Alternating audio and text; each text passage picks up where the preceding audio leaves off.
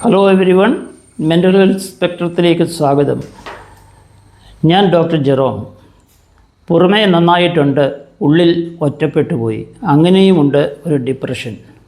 ഇന്ന് നമ്മൾ ചർച്ച ചെയ്യുന്നത് ഇതിനെക്കുറിച്ചാണ്.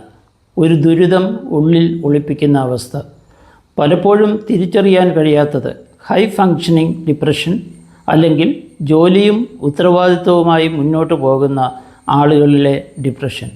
ഡിപ്രഷൻ ഉണ്ടെങ്കിൽ ആളുകൾ കണ്ണീരോടെ കിടക്കുന്നവരായിരിക്കും, കാര്യമില്ലാതെ കിടക്കുകയായിരിക്കും എന്നൊന്നുമില്ല.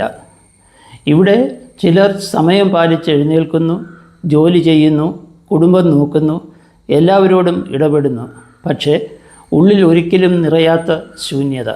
അവർ ചിരിക്കും, പണിയെടുത്ത് വിജയിക്കുകയും ചെയ്യും.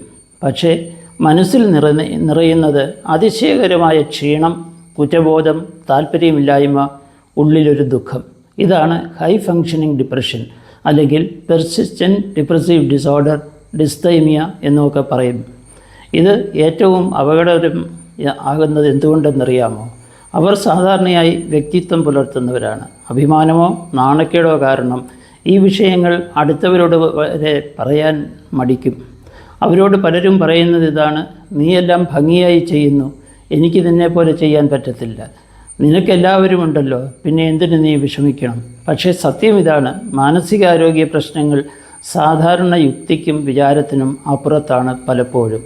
ഇവരുടെ ചില സ്വഭാവ രീതികൾ ഇങ്ങനെയാണ്: മിതമായ ദുഃഖം, പക്ഷേ അത് പറയാതെ പോകുന്നു; ഇഷ്ടപ്പെട്ടിരുന്ന കാര്യങ്ങളിൽ താല്പര്യക്കുറവ്; ഉറക്കക്കുറവ് അല്ലെങ്കിൽ കൂടുതൽ ഉറങ്ങുന്നത്; ക്ഷീണം, പക്ഷേ ജോലി തുടർച്ചയായി ചെയ്യുന്നു; ഞാൻ പോരാ, ശരിയാകുന്നില്ല എന്ന വിചാരം; കുറ്റബോധം. ചികിത്സ തേടാൻ ഈ ആളുകൾ വളരെ വൈകിയേക്കാം. കാരണം അവർക്കുണ്ടാകുന്ന ചിന്ത: എനിക്ക് അത്ര ബുദ്ധിമുട്ടില്ലല്ലോ, ഞാൻ പറഞ്ഞാൽ ആരും വിശ്വസിക്കില്ല എന്നൊക്കെയാണ്.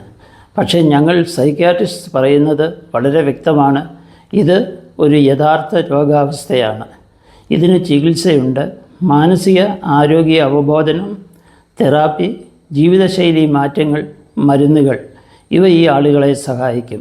തുടക്കത്തിൽ തന്നെ ശ്രദ്ധിച്ചാൽ ജീവിതം മാറാം, സന്തോഷവും സമാധാനവും ഉണ്ടാകും. Thank you for listening.